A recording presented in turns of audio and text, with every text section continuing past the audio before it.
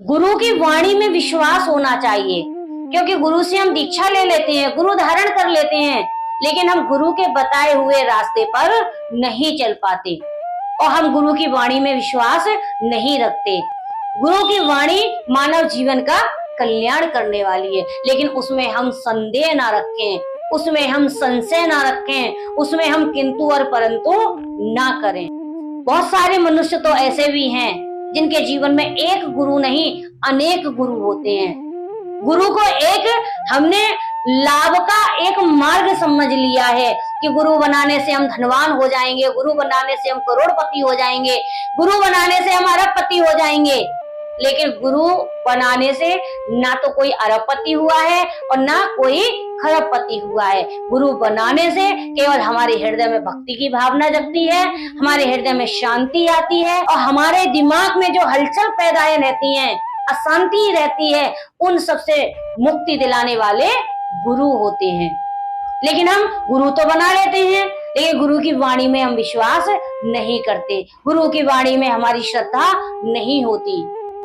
कहीं भी आप चले जाइए, आपको श्रद्धा का और आपको विश्वास का सहारा तो लेना पड़ेगा। जहाँ श्रद्धा होगी, जहाँ विश्वास होगा, वहीं आपकी भक्ति सार्थक होगी। इसीलिए गुरु की वाणी में विश्वास रखना बहुत ही जरूरी है। गुरु की वाणी मानव जीवन का कल्याण करने वाली है, लेकिन उसमें हम संदेह ना रखें, उसमें हम संशय ना रखें, उसमें हम किंतु और परंतु ना करें, क्योंकि एक मिनट में ही गुरु हमारे जीवन का कल्याण करने वाले होते हैं। एक व्यक्ति था, वह जीवन में संघर्ष से घिरा रहता था। उसके जीवन में दूर दूर तक प्रकाश नहीं दिखाई देता था और वो अपने जीवन को एक बोझ मानने लगा था। एक बार वो एक संत के पास पहुंचा और संत के पास जाकर उसने कहा, प्रभु मेरे भाग्य में ऐसा क्या है, मेरे जीवन में इतना कष्ट क्यों लिखा हुआ है?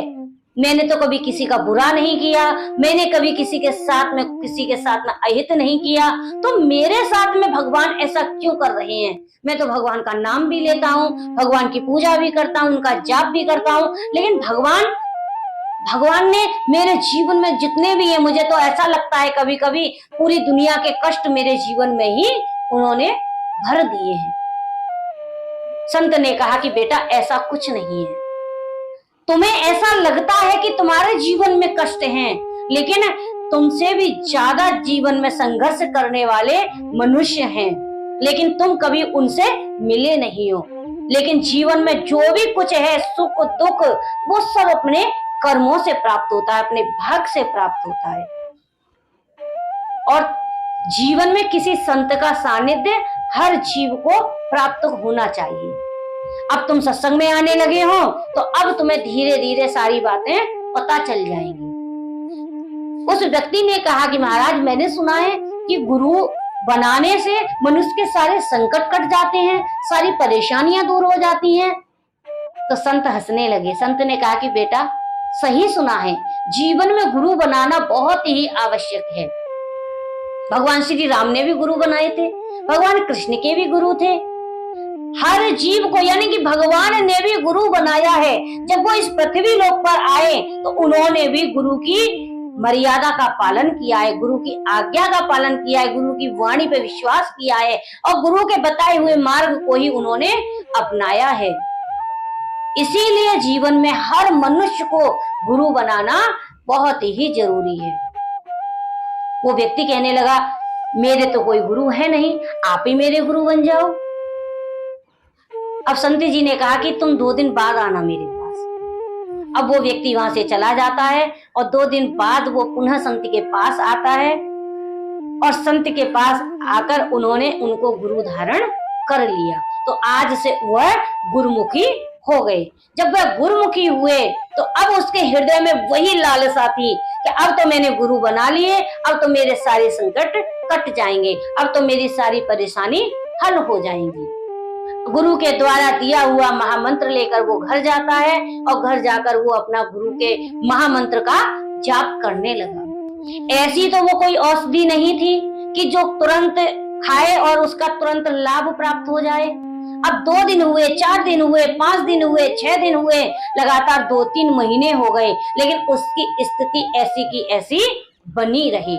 फिर वो व्यक्ति गुरुजी के पास आता है, गुरुजी को साष्टांग प्रणाम करता है और गुरुजी को अपनी सारी समस्या बताता है।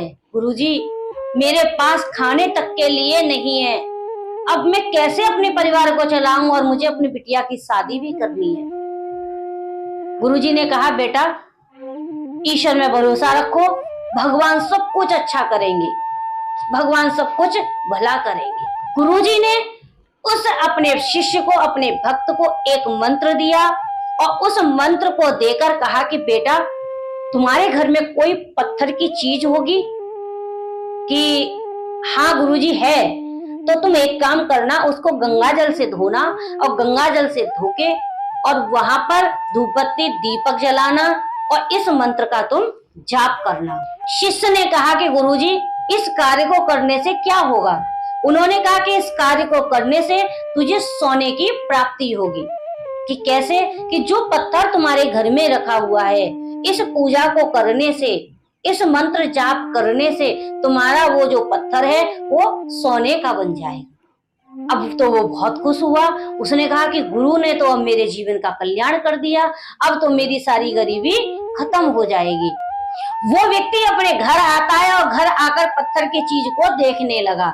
सिलवटना दिखा तो उसके दिमाग में आया, अरे ये तो बहुत छोटा है, अगर सोना भी बनाओ तो कुछ ज्यादा सा बनाओ। तो उनके घर में फिर ढूंढा और ढूंढने के बाद में एक पटिया पड़ी हुई थी, यानी कि एक पत्थर पड़ा हुआ था 2x2.5 का। उसने सोचा कि इसी को सोना बना लिया जाए और मेरी सारी गरीबी दूर हो जाएगी। उसने उसको गंगा जल से धोया, गंगा जल से धोने के बाद में धूप दीप जलाई और गुरु का जो दिया हुआ महामंत्र था, गुरु ने जो मंत्र दिया था, उस मंत्र का वो जाप करने लगा। करते करते करते करते 1 घंटा, 2 घंटा, 3 घंटे, 1 दिन बीत गया, 2 दिन बीत गए। अब वो विचार करने लगा कि अब तो मुझे बहुत समय हो गया, कहीं से तो सोने का बन गया होगा। अब बार बार अपनी आंखों को खोले और चेक करे कि अभी पत्थर का पत्थरी ही है। फिर आंख बंद करके उसका जाप करने लग जाए, फिर आंख खोल के देखे, फिर सोचता है कि अब अभी भी ये पत्थर का पत्थर ही है। धीरे धीरे धीरे धीरे 2 दिन के बाद में जब तीसरा दिन हुआ तो उसे बहुत तेज गुस्सा, यानी कि गुस्सा तो उसका बढ़ता चला गया कि गुरुजी ने मुझे पागल बना दिया, गुरुजी ने मुझे धोखा दिया है। और वह गुस्से में आकर पूजा पाठ, जो जिस मंत्र में उसकी श्रद्धा थी, जिसमें उसकी विश्वास था, उसको उसने बंद किया और गुस्से में आकर कहता है, अरे सोने का नहीं तो कम से कम लोहे का तो बन जा। ऐसी वाणी उसकी हुई, अंतिम समय की वाणी थी वो, और वो सोने का हो ना होकर और वो तुरंत पत्थर लोहे में बदल गया। अब तो वो अपने ही कर्म को ढूंढने लगा कि अरे लास्ट में अगर मैं बोल देता कि सोने का बन जा तो आज ये लोहे की जगह सोने का ही बन जाता। तो गुरु की वाणी में उसने अविश्वास देखा। आज की जो गुरु भक्ति है वो इसी तरह की है। गुरु से अगर हमें लाभ नहीं मिल रहा है, गुरु से हमें कोई लाभ नहीं मिल रहा है, हम धनवान नहीं बन रहे हैं, हमारे संकट नहीं कट रहे हैं, हमारी परेशानियां दूर नहीं हो रही हैं, तो वो गुरु अच्छा नहीं है। फिर सोचते हैं कि फिर दूसरे हम संत को गुरु बनाएं, उनसे भी अगर लाभ नहीं मिलता है तो हम तीसरे को बनाना शुरू, यानी कि हर जगह पर हम अपना ही लाभ देखते हैं, अपना ही स्वार्थ हम देखते हैं, तो वहां पर गुरु भक्ति खत्म हो जाती है। गुरु भक्ति वो होती है जो हम हर दुख में, सुख में, जैसी भी परिस्थिति है, क्योंकि जीवन में जिस प्रकार से नारी का एक पति होता है, इसी प्रकार से जीवन में भी एक ही गुरु बनाना चाहिए। और जो भक्त गुरु बदलते रहते हैं, गुरु में अपना अच्छाई देखते रहते हैं कि ये गुरु अच्छे नहीं है, ये गुरु अच्छे नहीं है, वो जीवन में कभी भी ना तो गुरु भक्त बन पाएंगे और ना ही वो कभी भगवान के भक्त बन पाएंगे। इसीलिए सबसे पहले हम गुरु में अपनी श्रद्धा लगाएं, गुरु में अपना विश्वास अडिग करें। जब गुरु में हमारा विश्वास होगा तो भगवान तो अपने आप दौड़े चले आएंगे, क्योंकि भगवान तक पहुंचाने वाले गुरु हैं और गुरु में हमारी पूर्ण श्रद्धा और पूर्ण आस्था होनी चाहिए। जब गुरु हम भक्ति अच्छे से नहीं कर सकते हैं और गुरु में भी हम अपना भाव श्रद्धा नहीं दे सकते हैं, गुरु की वाणी में हम विश्वास नहीं कर सकते हैं, तो हम भगवान की वाणी में क्या विश्वास रखेंगे। इसीलिए सबसे पहले आप गुरु बनाएं और गुरु की भक्ति करें, भगवान से पहले गुरु को पूजें, फिर आप देखिए गुरु हमें किस प्रकार से भगवान से मिलाते हैं।